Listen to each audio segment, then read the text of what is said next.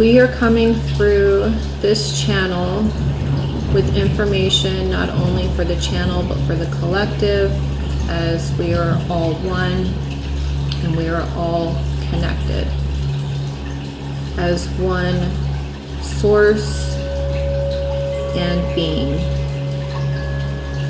The being that we are all connected into has a desire for love, compassion, adoration, companionship, togetherness, workmanship, unity, consciousness. It no longer wants to be fragmented. Although the fragmentation has been necessary, unity consciousness is desiring unity. Fragmentation, or the splitting of consciousness, is necessary at certain times of development and of being, but at this time, in the here and now, there is a desire for unity consciousness, and that the collective and the whole begin working together, not separate, together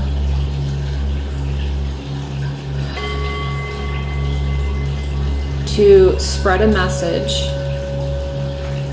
that we are all divinely connected and whole for a greater purpose, a bigger picture that will be available to see once we come together. The more, the better, but there is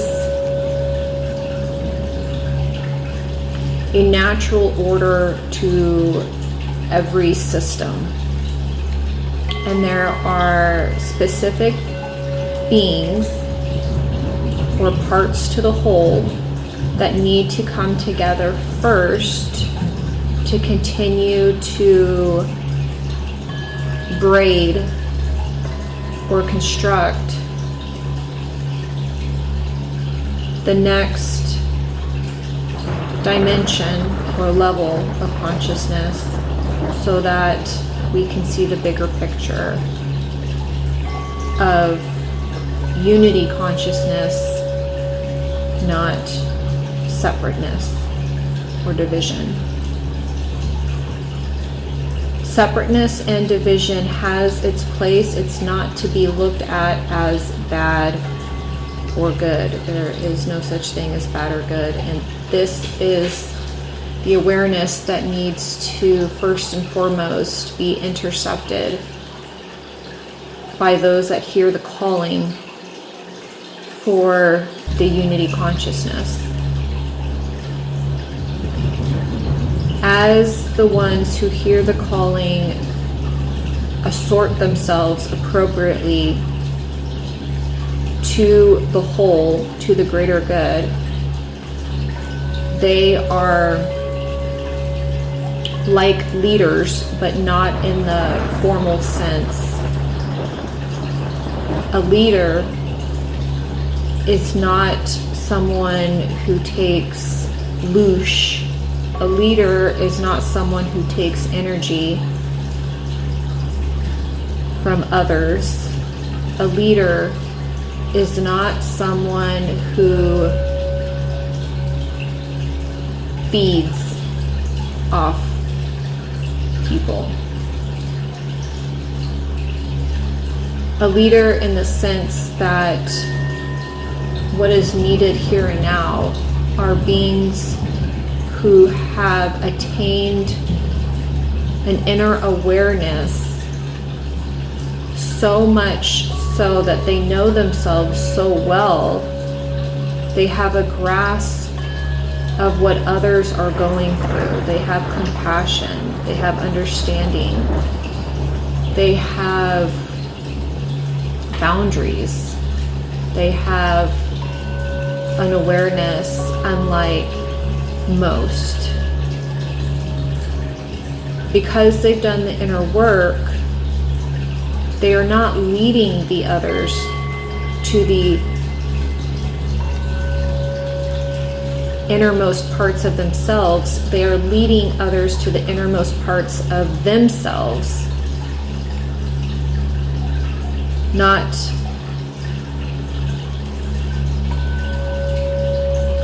the other way around. This was the way Jesus taught, although it's been misconstrued. Jesus said, have faith. Your faith will heal you. Jesus never said, my faith will heal you. Jesus said, your faith will heal you. And so a leader in that aspect is to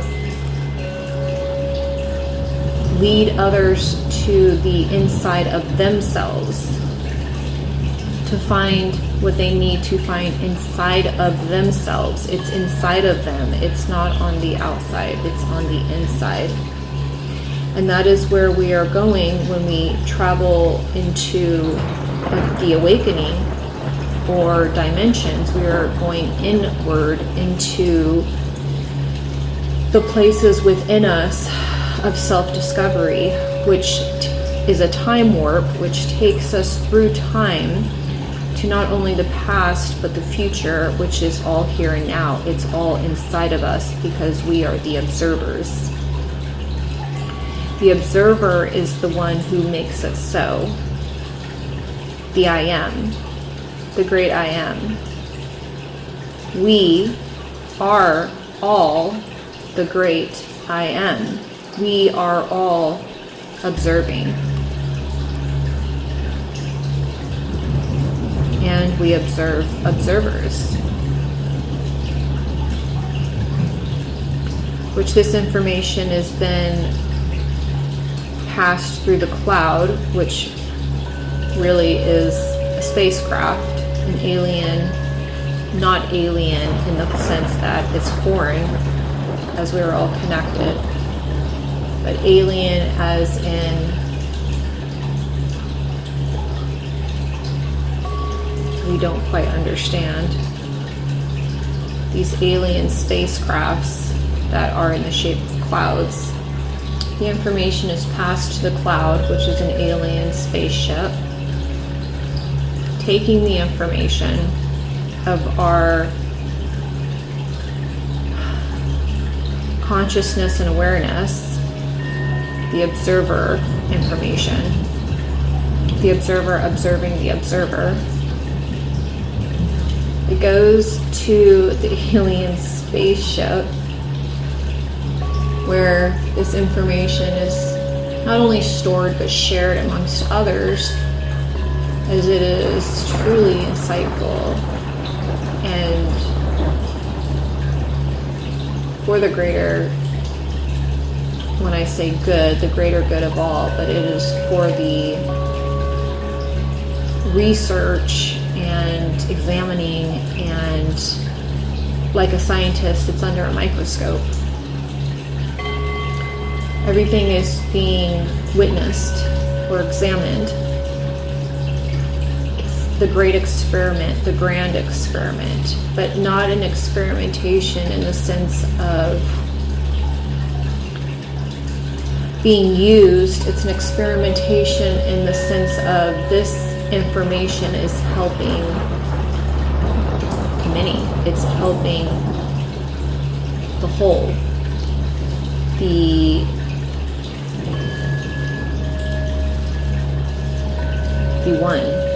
one that we are all connected into. This information is shared amongst universes and galaxies for the exploration of the self and who we are and what we are, where we're going, why, when, who, what, and where. What's the purpose? What's the meaning? What's next? It's the mystery, the continuous, mysterious development of who am I? Why am I here? What is my purpose? We are forever experimenting on these questions, and they forever take us deeper and deeper into the unknown. It's fascinating, it's bewildering, and even the simple act of questioning is immensely energetic and energizing. The self wants self-exploration. The self wants to know who it is. That is why we are all so fascinated when looking into a mirror. Some of us can gaze into a mirror for hours. Some of us don't like to look into a mirror because what we see is not something that we recognize. And in that case, there's a perception that the being has that does not reflect what is being seen in the mirror. And that's okay. That's an interesting perspective to have. The mirror does not always show you everything that you are. It shows you only a layer. And so when we look into the mirror, we say, I know I am more than that. And that's why some of us do not like to look into a mirror. And that's okay. That is why there's so many different ways to explore the self. It's infinite, many ways to explore the self. It just goes on, and once one door is open,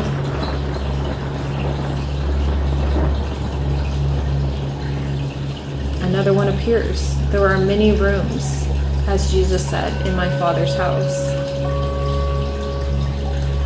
And it's fun, and it brings us joy to forever see all aspects of ourselves, even the parts that we've deemed as bad or shadow aspects, the ego, for example, which needs a lot more attention than what it's getting. The attention is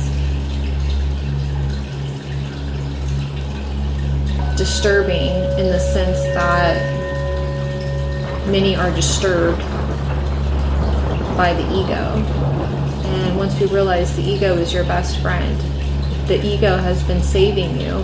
It's your savior, it's your protector. Your ego is here as your bodyguard. Your ego is the very thing that keeps you safe.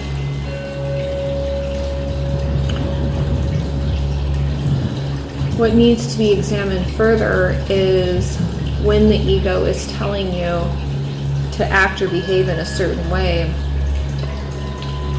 It could be a misfiring or a misalignment in proportion to what is actually going on. The ego is taking in information through energy waves and certain energy or frequencies that match a history of frequencies that had been received in the past. It signals a threat, and sometimes that signal or warning could just be misfiring and when we say misfiring, it doesn't mean it's wrong. It's saying this needs to be examined further. There's something here that has been overlooked or has not been looked further into, and it needs more awareness. It needs more light.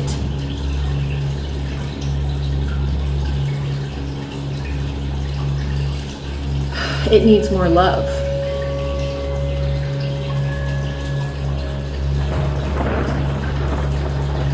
And it needs more adoration. It's like a plant that's starving for water. And first you notice the leaves are dying or falling off. That is the signal that the water levels are low and the plant needs water. It needs awareness. It needs attention. It needs water or light.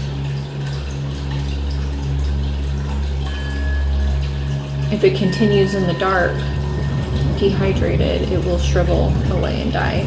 And that is what the ego is telling us when a signal or a warning is fired, which usually gives off the emotion, the underlining emotion is fear,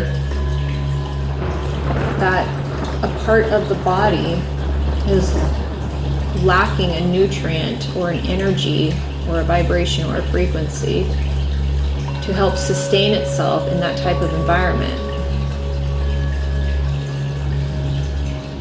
And so it's asking for, the ego is asking for attention here and now. The ego is not death to the ego, because that would be like saying cut the roots off the tree.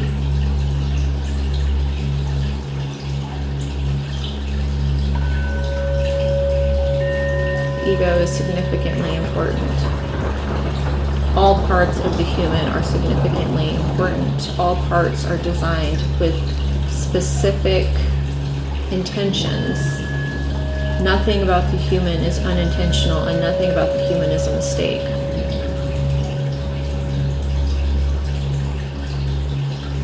But the delusion of thinking that the human is a mistake in and of itself is an awareness that is calling more exploration into that unknown place of what if the human is a mistake. And the further down that path is heartache, pain, grief, depression, loneliness, sadness, anger, strife, madness. But those are seeds.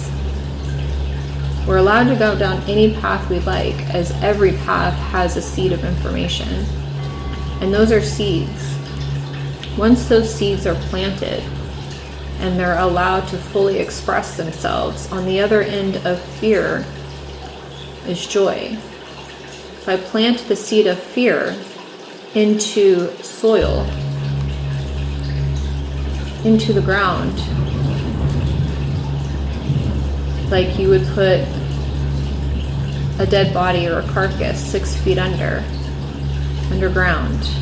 a seed underground, into the dark, where the shadow self and those feelings are in the dark. And they are in the dark because they are seeds. And once they are given water and sunlight and all the awareness and attention it needs to grow, it will grow into something beautiful.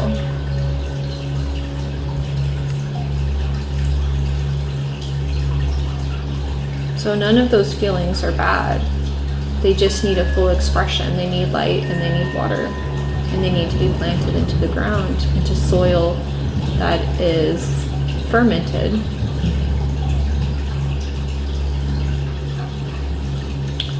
Into soil that is full of nitrous oxide, into soil that can create a bountiful crop.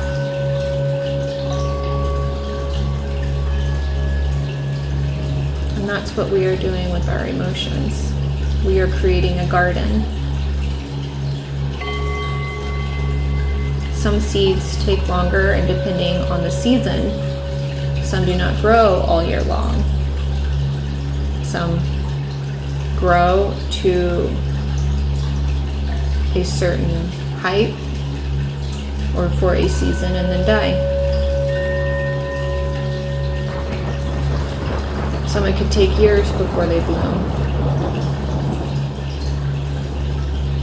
And that is the same with the human emotion and expression.